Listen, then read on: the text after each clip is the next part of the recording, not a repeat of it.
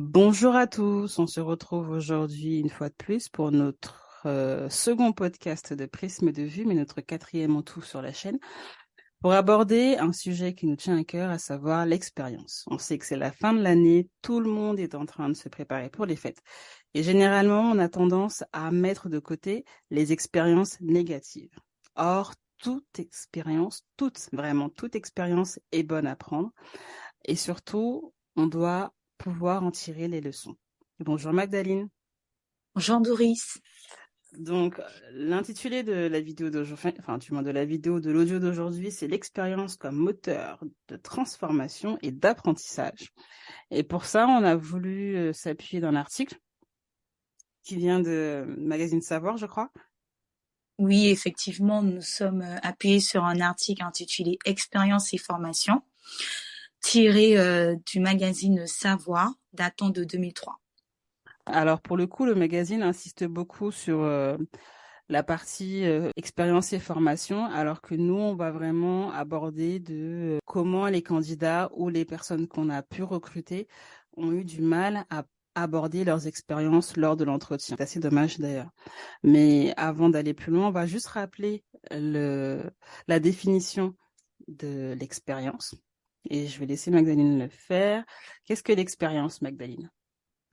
Donc, l'expérience est le fait d'acquérir volontairement ou non, ou de développer la connaissance des êtres et des choses par leur pratique et par une confrontation plus ou moins longue de soi avec le monde. Oui. Dans cette définition, le terme le plus important, pour moi en tout cas, dans mon prisme, c'est le terme confrontation. C'est le plus important parce que l'idée même que nous, en tant qu'individus, soyons poussés ou pas vers nos limites, nous fait grandir. Et c'est ce qu'on essayera, du moins le long de cet échange, d'appuyer et d'insister. Confrontation avec soi et confrontation avec l'extérieur. Ça nous permet de voir ce que l'on peut faire, de ce que l'on peut dire, de ce que l'on sait et de ce que l'on ne sait pas. Mais aussi, pour le coup, l'expérience, là, vu qu'on va aborder le cas de l'entretien, ce qu'on est capable de retenir des événements qu'on confronte au quotidien ou qu'on a pu confronter par le passé. Euh, Dans l'article, exactement, il y a plusieurs séquences qui parlent euh, de l'expérience en tant que formatrice. Pour les adultes, ils essayent forcément de distinguer la formation des adultes et des enfants. Mais il y a deux éléments qui sont un peu importants et là qui vont nous aider lors de l'échange, c'est que l'expérience, pour le cadre de l'entretien notamment, est à la fois discriminant, c'est ce qui est assez paradoxal, mais en même temps est un facteur d'attraction. Pourquoi discriminant? Parce que si vous arrivez d'une certaine façon et je pense que Magdalene me rejoindra, à pas vendre, mais à mieux expliquer vos expériences passées qu'un candidat qui est passé avant vous, bah, ça joue beaucoup. Et du coup, ça va être un facteur d'attraction. Je ne sais pas si tu es d'accord avec ce que j'expose. Ah oui, je te rejoins tout à fait. Effectivement, durant nos différentes expériences, on a pu remarquer, surtout moi en tant que DRH, l'expérience revient systématiquement lors d'un entretien. Je prends le cas, par exemple, d'un salarié qui postule pour un poste et ce salarié a eu 2 ans ou 3 ans à la maison. Effectivement, s'est retrouvé par exemple en congé maternité et de longue durée. Hein. Donc après, a dû rester tout à fait pendant les 3 ans avec son enfant par faute de garde, de mode de garde. Donc pendant ces 3 ans, la grande difficulté qu'on remarque, c'est que la plupart des salariés n'arrivent pas à valoriser le fait de pouvoir en fait sur le CV faire paraître qu'il y a eu un temps de pause. Pourquoi? Parce que pendant ce temps de pause, ce qu'il faut savoir, c'est que il faut mettre en avant pendant ces 3 ans sur le CV qu'est-ce qui s'est passé, qu'est-ce que la personne a pu acquérir comme expérience durant ces 3 ans. Ok, on s'est retrouvé à la maison avec les enfants. Pendant les 3 ans, effectivement, on n'a pas été au fait de ce qui se passait sur le marché du travail parce qu'on était à la maison avec les enfants. Mais il faut savoir que pendant ce temps, il y a eu aussi des compétences qui ont pu être acquises dans le sens où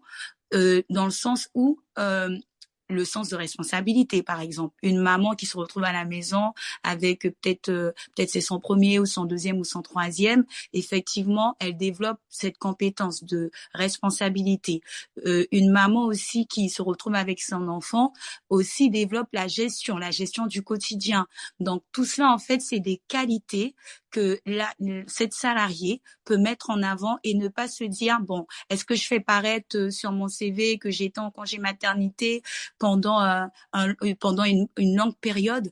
Non, c'est quelque chose qu'il faut vraiment mettre en avant.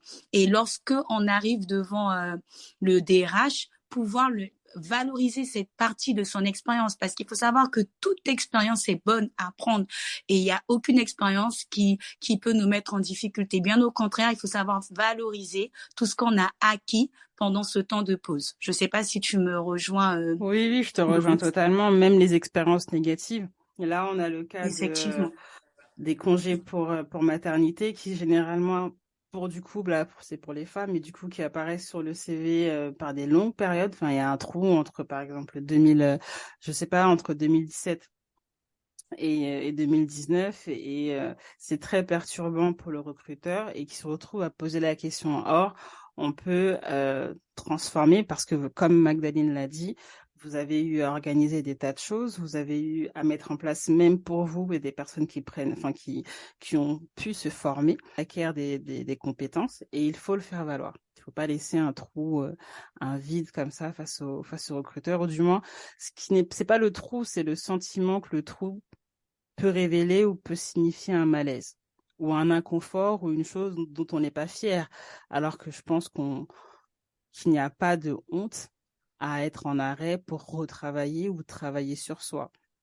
Au contraire, c'est Exact. quelque chose qu'on doit valoriser avant de re-rentrer sur le marché du travail. Surtout en ce moment où on est dans une forte période de reconversion professionnelle, dire que oui, je me suis arrêtée parce que je voulais recentrer mon parcours ou ma carrière, c'est quelque chose de fondamental.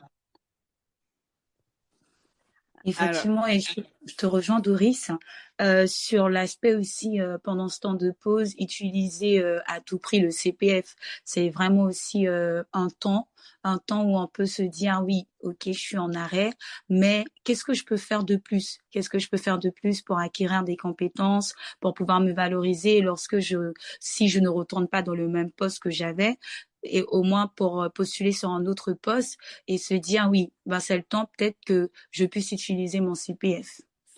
ouais, et là, pour le coup, l'expérience est une partie enfin, qui résonne avec la formation. Vous pouvez dire que la période de pause a été une période exactement formatrice pour vous, car vous aviez, je ne sais pas, des points à revoir. Pour certaines personnes, ça va être les langues. Ils se sont dit, voilà, pour mon orientation, pour ma nouvelle orientation, j'ai absolument besoin de maîtriser l'anglais et donc de faire des formations payées par le CPF, financées pardon, par le CPF en anglais ou en espagnol, où j'ai eu à voyager, ou encore j'ai eu à pas totalement changer de secteur pour devenir ergothérapeute ou toute autre chose, mais c'est des moments où alors certaines personnes, ça arrivait beaucoup ces derniers temps, se sont essayées à l'entrepreneuriat. Et il ne faut absolument pas être gêné parce que vu que s'ils se retrouvent à repostuler pour un entretien salarié, certaines personnes sont gênées de dire qu'ils ont essayé l'entrepreneuriat parce que ça résonne un peu comme un échec. Pas du tout. Ils se sont essayés à quelque chose. Ils ont essayé de se mettre au défi, ils ont essayé de se challenger. Et donc, on peut parfaitement valoriser cela à l'entretien en disant, voilà, j'ai toujours voulu me lancer dans la restauration, par exemple. Et le Covid est arrivé, malheureusement, et je n'avais pas encore totalement les billes de la gestion de trésorerie, j'avais pas assez de trésor et j'ai été totalement pris au piège du Covid. Mais l'idée même de dire aux recruteurs que je suis quelqu'un qui peut et qui sait se lancer dans des défis, c'est valorisant. On ne retient pas, il ne faut pas retenir l'amertume d'un échec. Il faut au contraire réussir à en tirer les points positifs qui sont révélateurs de ce que nous sommes. Et là, pour le cadre du lancement de l'entrepreneuriat, c'est du courage déjà, parce que c'est beaucoup de stress, une certaine résistance au stress aussi, mais l'apprentissage de ses limites, euh, un défi humain ou en équipe, parce qu'il a fallu aussi gérer des équipes, il a fallu rencontrer des financeurs, donc c'est quelque chose de constructif pour un individu. Lorsque le candidat se présente à un entretien comme ça, le recruteur se dit, OK, j'ai quelqu'un qui a su dans le cours de son existence se mettre au défi, se confier, enfin se confronter au challenge. Il y a un exemple aussi, c'est vrai, qui m'a marqué durant mon expérience.